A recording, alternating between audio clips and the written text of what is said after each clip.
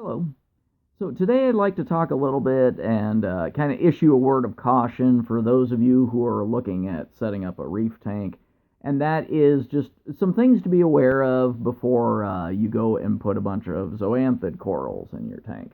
Now, please do not get me wrong. I'm not in any means saying, oh no, don't go out and get some zoanthids. I'm just saying you need to make sure you do some really good research into what you're planning on putting into your tank before going and getting them. The biggest thing, in my opinion, that you're going to run into with zoanthids, there's a whole variety of things that like to attack and go after them. From Asterina stars, urchins, virtually all of them will go after them, or irritate them, or sit on them, or whatever. Hermit crabs can, particularly if the zoanthid's been nipped at or injured. Dwarf angels definitely or can be partial to them. Fox faces can go after them. Emerald crabs, that one can be variable and iffy on that one. But just the whole point is that there is a whole variety of different things that likes to either go after them, irritate them, nibble on them, or eat them. Um, although they can be very beautiful, add a lot of color diversity to your tank, it's just you need to be really careful and thoroughly research what it is that you're planning on putting in your tank before you go and get a whole bunch of zoanthid frags, put them in there, and then all of a sudden you discover something's chewing on them or they're not doing well. The other thing is that zoanthids, it can vary from zoanthid to zoanthid, the different varieties. Some grow like weeds, and some can be super finicky. So it really depends on the individual one. For that reason, even though a lot of times zoanthids are recommended for beginners, I would say yes and no.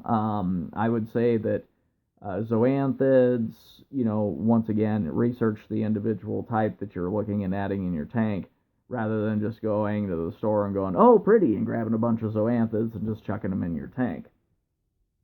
So, anyways, just once again, these are just some of the things to be aware of before you start adding a whole bunch of zoanthid corals to your tank. The other thing is that virtually every coral pest that is out there, Asterina stars, vermidid snails, flatworms, pretty much anyone that you can think of, it's going to go after a zoanthid coral. And that's, and so as I said, it's once again, not saying don't go get a zoanthid coral. I'm just saying that once again, you just need to make sure you're prepared for these things instead of going out and blowing a bunch of money on zoanthids and then wondering why they're not doing well or something's eating them or whatever it might be. Some people will say, oh, okay, what about the toxin or whatever? In my opinion, the toxic aspect of them is really overblown. If you follow some basic handling cares, you're not sitting there grabbing the coral with your bare hands or something like that. You just don't touch it with your bare hands. That's all there is to it. You just put on a basic type of glove or something like that when handling it. Make sure you wash your hands really good, and you're generally good to go. I've never had it as far as releasing toxins into the air or anything crazy like that, like some claims go. So that, in my opinion, is a relatively minor consideration with zoanthids. But the other ones, as far as making sure that you're being very diligent in keeping pests out of your tank, making very sure that you're not putting something in there that's a risk to those types of corals, is really, in my opinion, the most important thing when adding zoanthid corals to your tank. As I said, I've seen firsthand what Asterinas and long spine urchin did.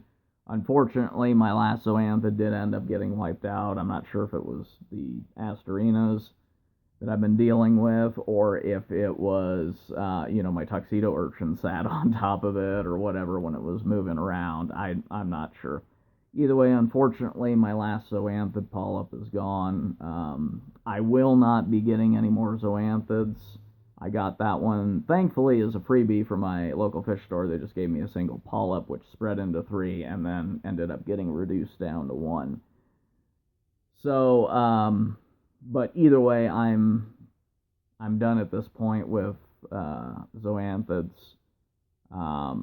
Just there's just too many things, in my opinion, that go after them. So I will be replacing it likely with a more exotic form of frog spawn or hammer coral, something with a different color scheme.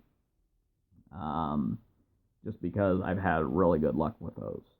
So, anyways, once again, that's all I've got as far as zoanthids are concerned. As I said, once again, I'm not saying don't buy them. I'm just saying, make sure that you're really planning things out before you put a zoanthid in your tank. And that's all I've got, and thanks for watching.